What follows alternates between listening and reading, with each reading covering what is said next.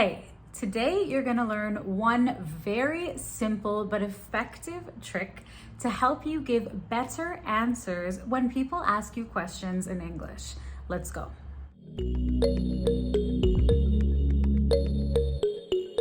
I know that English conversations can be difficult and stressful.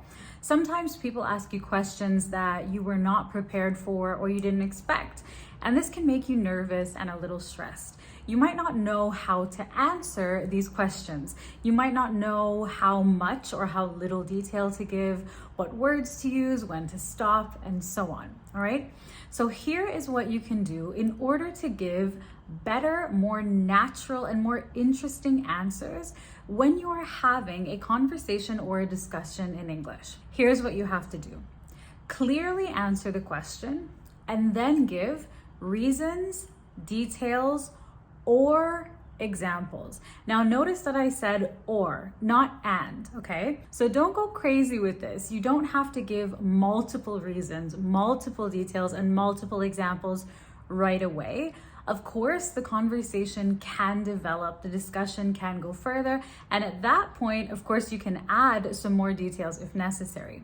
But when someone asks you a question, you want to answer the question and then elaborate or give a little more information by including a few reasons, a few details, or a few examples, all right? So let's look at how exactly this works. When you're having a debate, a conversation, or a discussion, reasons, details, and examples will really help to strengthen your points and make your answers and your conversations much more interesting. Using this method will also show that you put thought into your answers, and it will help you to produce more well-rounded and thorough and complete responses. And this method will open the door for more natural conversation, and it will give the other person more things to talk about and more opportunities to ask follow-up questions. So, for example, let's imagine that you are in a social situation and you're getting to know some new people. And someone asks you, what do you do? What do you do? Okay, what do you do? This means, what is your job? A more natural way of asking, what is your job? Okay, so what do you do? You can simply say, I'm a teacher. I'm a teacher. What about you? Okay, I'm a teacher. Now, there's nothing wrong with this response. You've answered the question. It's clear. It's grammatically correct. I'm a teacher. However, there is no additional information here. There are no additional details in this answer. And I want you to keep in mind, again, the context of this conversation, the context of this situation, okay? I said it's a social situation, and the point of the conversation is getting to know new people. So you don't want to go crazy. It's not a job interview where you have to give your employment history, but we can give a few more details. And the benefit of that would be that it opens the door for the conversation to continue, okay? If you simply say, I'm a teacher, the other person will have to ask you, what kind of teacher? What grade do you teach? And they automatically have to go into asking you more questions. This used to happen to me when I would simply say, I'm a teacher, okay? Or even, I'm an English teacher.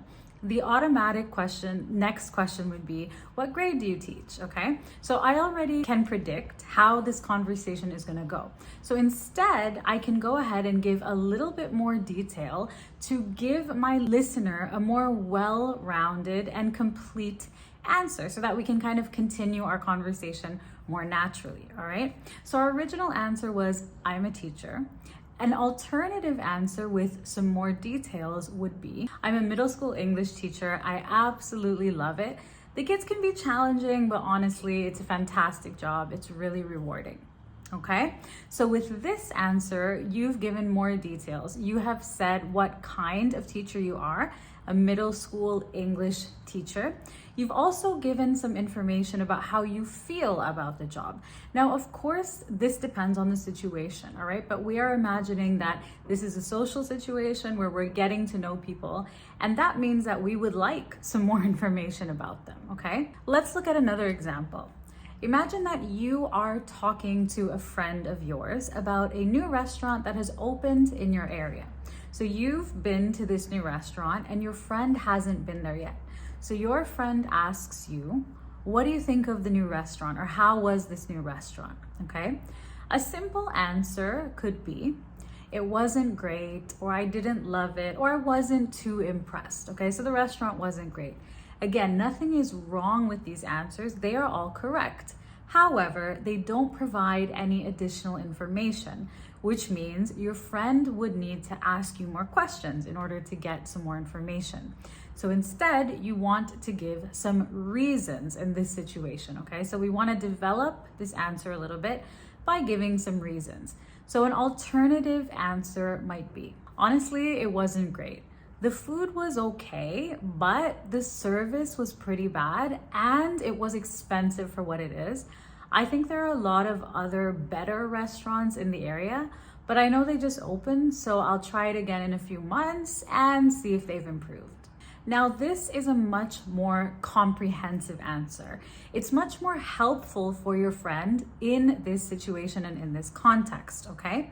Now, you don't have to go crazy. Again, you just need to choose a few details, a few reasons, or a few examples that you think would be helpful or relevant for your listener, okay? That's very important. So don't just pick random reasons, random details, or random examples. Always keep them relevant or interesting or helpful for your listener. Let's look at one more example. Imagine that you have moved to a new city or a new town and someone asks you, why did you decide to move here? Okay, you can simply say, for work. I moved here for work. Again, the answer is correct. It is clear. However, of course, you can give a little bit more information. And in this particular situation, it would be helpful for you to give a little more information because you are new in this city, you're new in this town, and you want to meet some people, right? It's always great to network in a new place. So instead of simply saying, I moved here for work, you could give some more information. So instead of I moved here for work, let's create a more developed and well-rounded answer.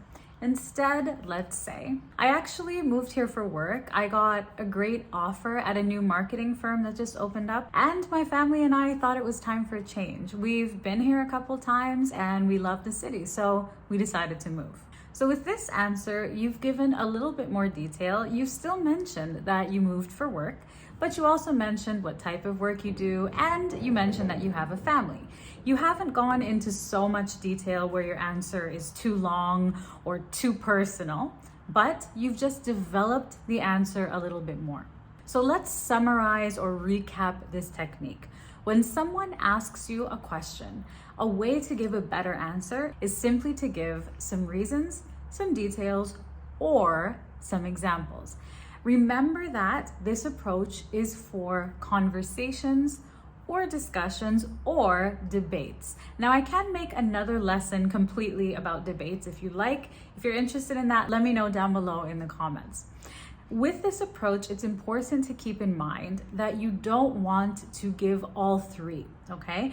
The reason for that is that your answer can be too long and too much information for your listener to remember, to follow, or to handle at one time, okay? So this does take some practice, finding the right balance, how many details to give, how many reasons to give. It takes a little bit of practice, but once you are able to do this confidently, I promise it will drastically help to improve your conversations in English, all right? Try this method in your next English conversation, and please do let me know how it goes, all right? And if you are trying to level up your English conversation skills, make sure to grab my free ebook, English Conversations Made Simple. I will link that down below this lesson. If you have any questions on this topic, drop those in the comments. Thank you so much for watching, learning, and spending time with me today. I will see you very soon in another one.